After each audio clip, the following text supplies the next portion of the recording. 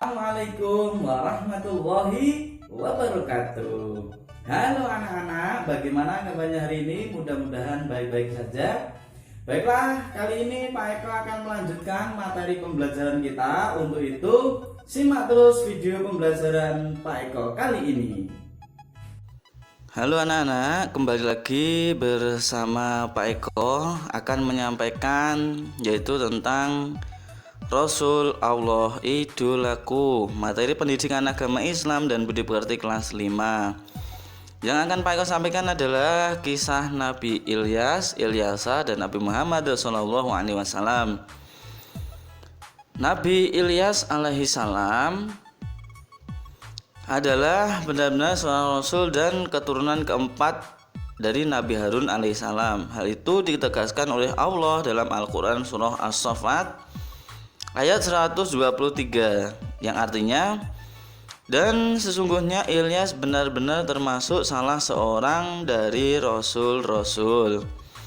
Nama Ilyas disebut 4 kali dalam Al-Quran, yaitu di surah As-Saffat dan surah Al-An'am. Nabi Ilyas adalah seorang yang soleh dan taat menjalankan perintah Allah Subhanahu wa Ta'ala. Sekalipun Nabi Ilyas adalah seorang yang bertakwa, ia hidup di tengah-tengah masyarakat yang syirik. Syirik adalah perbuatan menyekutukan Allah. Nah, perbuatan kaum Nabi Ilyas itu adalah menyembah berhala. Kaum Nabi Ilyas adalah keturunan Bani Israel yang tinggal di kota Baalbek. Kota ini berada di wilayah Lebanon. Mereka menyembah berhala yang dinamakan Baal. Kemudian Nabi Ilyas terus-menerus meminta kaum Bani Israel untuk menyembah Allah, namun kaum Bani Israel tetap menolak dakwah dari Nabi Ilyas alaihissalam. Namun Nabi Ilyas tetap bersabar. Suatu ketika Nabi Ilyas berdoa kepada Allah supaya menghentikan hujan. Allah mengabulkan doa Nabi Ilyas alaihissalam. Selama 3 tahun wilayah tersebut tidak turun hujan. Akibatnya hewan-hewan ternak dan tumbuhan banyak yang mati. Kaum Nabi Ilyas mengalami banyak kesusahan. Akhirnya kaumnya mau meninggalkan berhala dan berjanji tidak mengulanginya lagi. Namun setelah menikmati, mereka ingkar kembali dan Allah menurunkan azab yang lebih berat lagi, yaitu gempa bumi yang sangat dahsyat. Nabi Ilyas dan kaumnya yang beriman selamat dari azab tersebut. Kemudian Allah mengutus Nabi Ilyasa untuk menggantikan Nabi Ilyas. Nah, keteladanan dari Nabi Ilyas alaihissalam adalah beliau orang yang soleh, taat kepada Allah, bertakwa kepada Allah Subhanahu wa Ta'ala, dan penyabar. Ini yang harus kita teladani, menjadi orang soleh, taat kepada Allah, bertakwa kepada Allah, dan menjadi orang yang sabar. Selanjutnya kisah Nabi Ilyasa alaihissalam. Nabi Ilyasa ini sedikit sekali diceritakan dalam Al-Quran. Dalam Quran surah Al-An'am ayat 48, yang artinya, dan Ismail, Ilyasa, Yunus, dan Lut masing-masing kami lebihkan derajatnya di atas umat. Jadi Nabi Ilyasa memiliki derajat yang tinggi. Kemudian di Quran surah As-Sad ayat 48, Allah juga menggolongkan Nabi Ilyas sebagai orang yang paling baik, yang artinya dalam Al-Quran, dan ingatlah akan Ismail, Ilyasa, dan Zulkifli. Semuanya termasuk orang-orang yang paling baik. Pertemuan Nabi Ilyas dan Nabi Ilyasa bermula saat Nabi Ilyas memasuki rumah seorang kaum Bani Israel. Di rumah tersebut terdapat anak kecil yang sedang sakit. Nabi Ilyas berdoa kepada Allah agar anak kecil itu sembuh. Tidak lama kemudian anak kecil itu sembuh. Anak kecil itu mengikuti ajaran Nabi Ilyas. Ia beriman kepada Allah. Tak lain dan tidak bukan, anak kecil itu adalah Nabi Ilyasa alaihi salam. Setelah Nabi Ilyas wafat, Nabi Ilyasa meneruskan dakwahnya. Ketika itu sebagian kaum Nabi Ilyas masih ada yang menyembah berhala. Mereka melakukan hal-hal yang dilarang oleh Allah Subhanahu wa Ta'ala. Mereka tidak mau menerima agama yang dibawa oleh Nabi Ilyasa. Meskipun demikian, Nabi Ilyasa tetap sabar dan tidak berputus asa.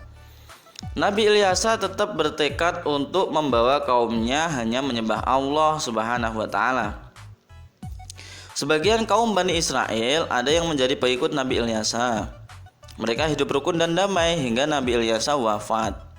Mereka sangat sedih dengan wafatnya Nabi Ilyasa. Setelah sekian lama Nabi Ilyasa wafat, mereka mulai meninggalkan ajaran Nabi Ilyasa. Semakin lama mereka semakin kufur terhadap Allah Subhanahu wa taala.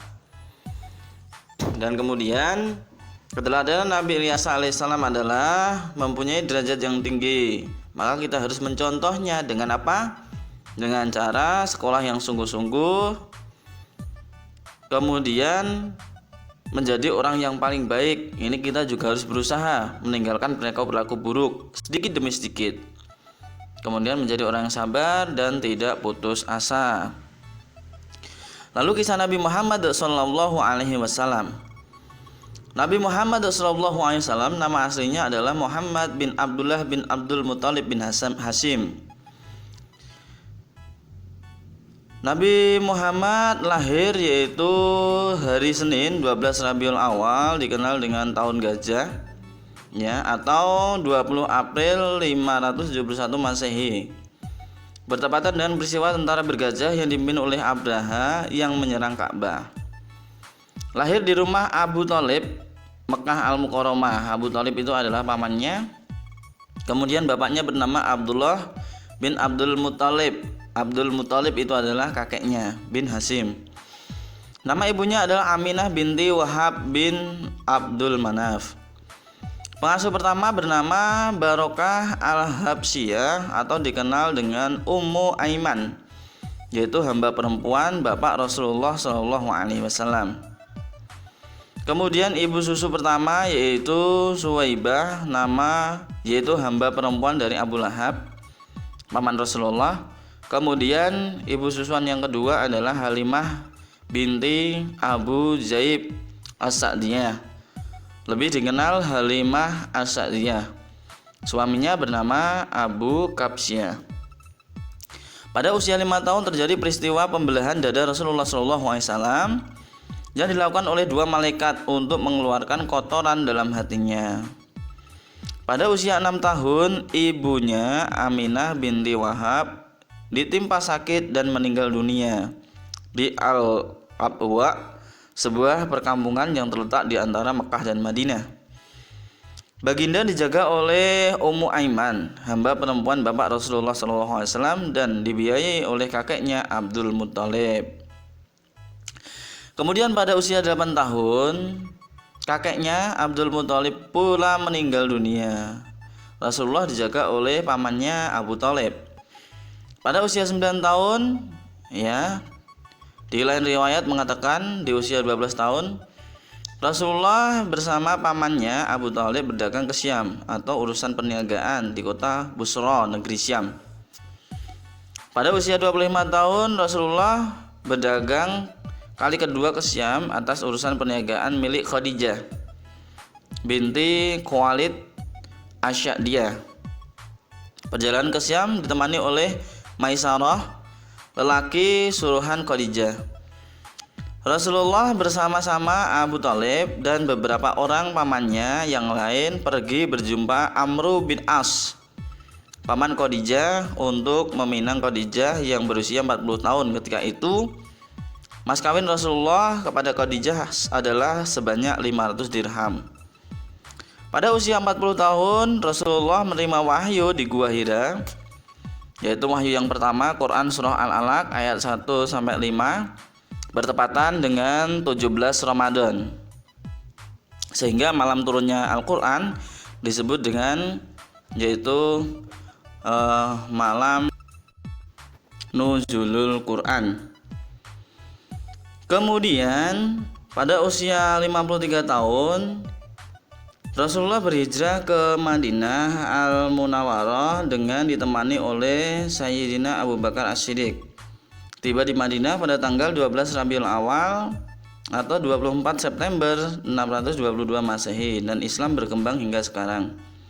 Pada usia 63 tahun Rasulullah wafat di Madinah Al-Munawwarah pada hari Senin 12 Rabiul Awal tahun 11 Hijriah atau 8 Juni 632 Masehi.